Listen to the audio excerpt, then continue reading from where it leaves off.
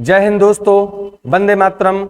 और आज एक अहम मुद्दे के साथ और ये कह दें कि एक शानदार न्यूज के साथ, या शानदार कह लें या जो भी कह लें, ये अहम न्यूज है, अहम मुद्दा है इस जो 2023 की पुलिस कांस्टेबल भर्ती को लेकर के। और इसी न्यूज के साथ हम आपके सामने उपस्थित हुए हैं, हम चर्चा करेंगे। वास्तव में कई लोगों पर मैं देख रहा हूं बार बार जो है बहस छिड़ता हुआ, और इस पर बात करते हुए क्या होगा, कैसे होगा, क्या आयु पर छूट मिलनी है। जो सामान्य वर्ग का 18 से 22 वर्ष है पुलिस कांस्टेबल पर फॉर्म भरने का, उस पर क्या छूट मिलेगी, उस पर हम बात करने के लिए उपस्थित हुए हैं। देखो, एक याचिका दायर हुई थी, किस पर? हाई कोर्ट पर, और उसको अभी पोस्टपोन कर दिया गया था कुछ दिन के लिए। उसकी अगली सुनवाई जो है भैया कब होगी, है ना? तो अगली सुनवाई इसकी 22 नवंबर को होना है। लेकिन हम लोग 22 नवंबर का इंतजार नहीं कर सकते हैं। क्यों नहीं कर सकते? क्योंकि 22 नवंबर के पहले नोटिफिकेशन जारी हो गया होगा। यदि इसको देखते रहेंगे तो हमारी तैयारी पर बहुत प्रभाव पड़ेगा। इसलिए मैं एक चीज कहना चाह रहा हूं कि ये तो अब कोर्ट के हाथों में है, सरकार इस पर क्या एक्शन लेती है। सरकार यदि एक्शन ले रही होती तो फिर ये याचिका कोर्ट में दायर ना होती। तो हो सकता है कि आपको किसी न किसी प्रकार से रिलैक्सेशन मिल जाए, आयु में छूट मिल जाए। हो सकता है आपको 2 साल का छूट दे दिया जाए या 3 साल का छूट दे दिया जाए। इस पर हम लोग अभी कुछ कह नहीं सकते, लेकिन इतना जरूर है कि ये छूट मिलेगी, और लगभग 99% तक छूट मिलने का उम्मीद है। क्योंकि पिछली भर्तियों में आप देख चुके होंगे, है ना, 2018-19 का जो भर्ती था उसमें आप देखे होंगे कि 1 साल का रिलैक्सेशन दे दिया गया था, छूट दे दिया गया था। वही याचिका भी काम कर रही है और नई याचिका दायर हुई थी। और वास्तव में ये होना भी चाहिए, छूट मिलना भी चाहिए, क्योंकि जो 2019 से और 21 का जो कोरोना काल था उसमें इतने लड़के ओवर एज हो गए। उनका क्या गलती है? उनका क्या गलती है? हम लोगों का क्या गलती है सरकार, कि हमें कम से कम छूट तो मिलना चाहिए ना भाई। पहली बात तो ये कि 2018 के बाद आपने एक भी वैकेंसी नहीं दी। यदि अपडेट कर दिया होता, है ना, तो कम से कम 1 वर्ष के लिए तो ये ऐसा हो सकता था कि एक बार तो एग्जाम दे सकते थे। लेकिन 2018 से जो लगातार इंतजार कर रहे हैं पुलिस भर्ती का, उनका क्या होगा? और आज 2023 में वो ओवर एज हो गए हैं। तो इसके लिए भी सरकार को सोचना चाहिए। अब हाई कोर्ट क्या फैसला लेता है, और मुझे तो उम्मीद है, हम सबको यही उम्मीद है ना, कि कम से कम रिलैक्स तो देना ही चाहिए, वरना उनके साथ भविष्य के साथ खिलवाड़ होगा।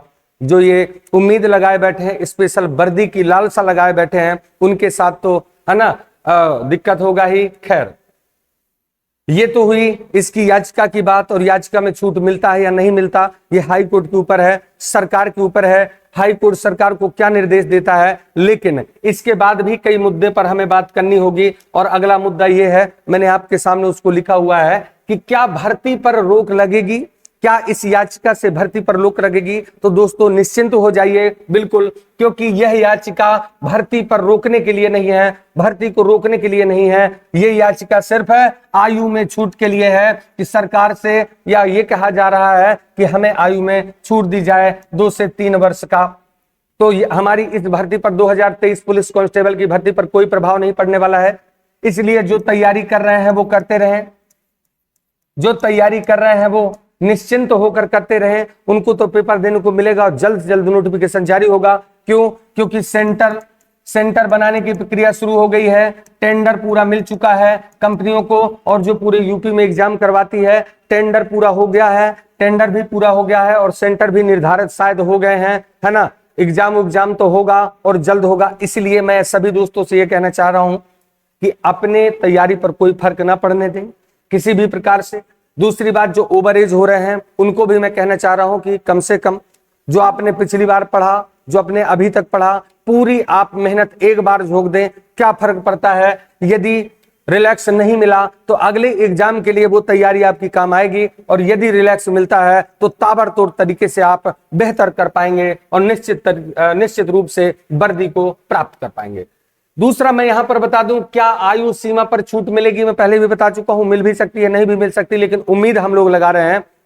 99% उम्मीद है कि रिलैक्स में जो है आयु में छूट मिलेगा। अब ये कितने साल का? कम से कम 2 साल का तो मिलना ही चाहिए दोस्तों, है ना। 3 साल का भी छूट मिल सकता है। इसके बाद याचिका का मुद्दा क्या है, तो मैं बता चुका हूं आपको कि याचिका का मुख्य मुद्दा जो है भैया वो आयु में छूट का है, ना कि भर्ती प्रक्रिया को रोकने के लिए। किसी भी सूरत में ये भर्ती प्रक्रिया नहीं रोकी जाएगी, नहीं रोकी जाएगी, है ना।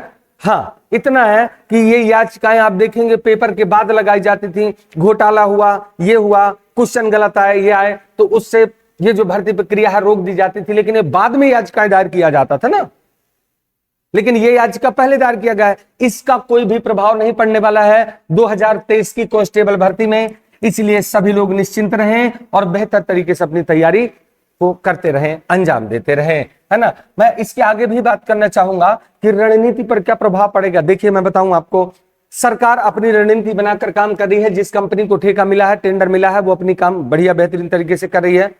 इस पर हाईकोर्ट का कोई प्रभाव नहीं है ना। जो 22 नवंबर को कोर्ट का आदेश आना है ना, उसके बाद यह निर्णय लिया जाएगा कि इनको शामिल करना है या नहीं करना।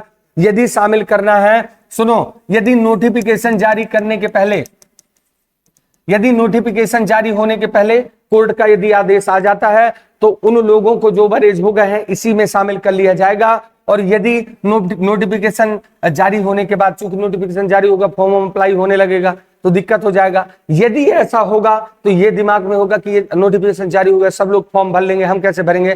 तो कोर्ट ने यदि हमारे पक्ष में बात रखी तो फिर दोबारा से नोटिफिकेशन जारी करके, है ना, और उन लोगों के फॉर्म भरवाए जाएंगे जो इस भर्ती प्रक्रिया में शामिल नहीं हो पा रहे थे या जो ओवर एज हो रहे थे। इसलिए दोस्तों आप बिल्कुल निश्चिंत हो जाओ, अपनी तैयारी को बेहतरीन तरीके से अंजाम देते रहो, शानदार तरीके से पढ़ते रहो। हमारी शुभकामनाएं आपके साथ हैं। और किसी भी प्रकार से, दूसरी बात, रणनीति पर हम चर्चा करेंगे, अपनी किस प्रकार से स्ट्रेटजी बनानी है 2023 की भर्ती प्रक्रिया में ज्यादा से ज्यादा अंक लाने का, और क्या रहेगा इसमें समय सीमा, छूट क्या रहेगी, पेपर पैटर्न क्या रहेगा, किस प्रकार से एग्जाम को हमें क्रॉस करना है, क्वालिफाई करना है, क्या क्या पुस्तकें अपन को अपनानी है, कम समय में ज्यादा से ज्यादा मटेरियल को कैसे कवर करना है जो हमारी हमें वर्दी दिला सके, और उस पर हम बात करेंगे। लेकिन इसी न्यूज के साथ, इसी को अपडेट करने के साथ कि आप लोग बिल्कुल परेशान ना हो, अफवाहों पर ध्यान न दें। तरह तरह की बातें मार्केट पे निकल के आ रही हैं, तरह तरह के लोग गुमराह करने पर तुले हुए हैं, और जो पढ़ने वाले लड़के हैं उनका भी माइंड भटके। इस बात को तो, इस बात से बिल्कुल इस बात से सावधान हो जाएं, अपनी पढ़ाई पर कोई प्रभाव न पड़ने दें, कोई प्रभाव न पड़ने दें, और जो इस बात से लेकर थोड़ा सा दुखी हैं वो भी अपनी पढ़ाई पर लग जाएं। तो